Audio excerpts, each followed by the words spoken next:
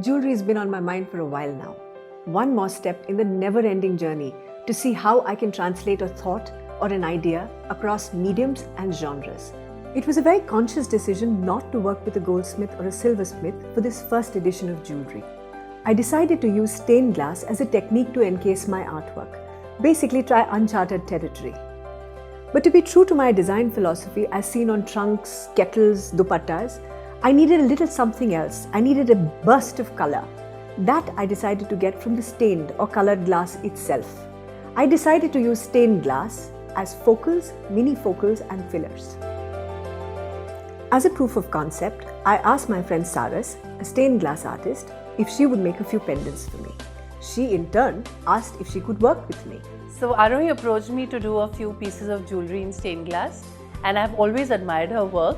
So I was happy and I asked her if we could collaborate, and she said yes.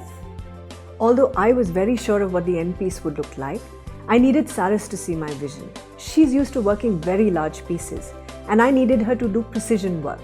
She almost, I think, had to relearn parts of her own craft so that she could get a finish that could be viewed for a 1 square inch piece. I'm a stained glass artist, and my work involves working on much larger panels and Tiffany style lampshades. However, this project demanded finesse and precision on a much smaller level.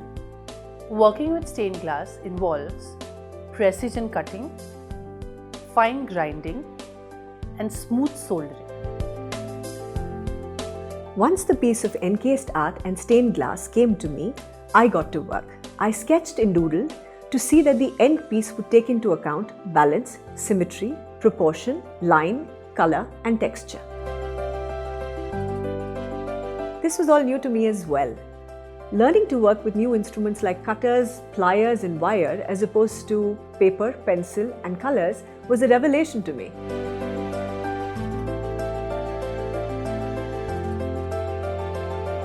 Stained glass is known to be associated with lead solder, but since we are making jewelry which will come in contact with the human skin, we are only using lead-free solder.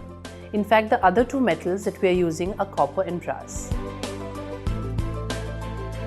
The hope was to make a collection that no one had seen before, a perfect amalgamation of two crafts done differently.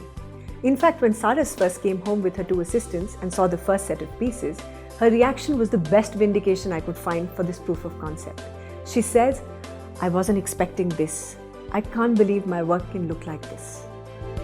I love these pieces and I've never ever seen something so beautiful in the market.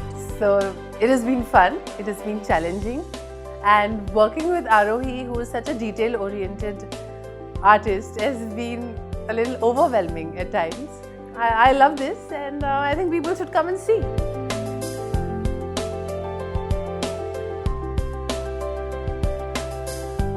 The last few months have been a lot of hard work, sweat and tears. But as the philosophy of the Fusion Project says, collaboration is about cooperation, not competition, respect, learning. It's been all of that. I couldn't have asked for anything more. Thank you for watching this video.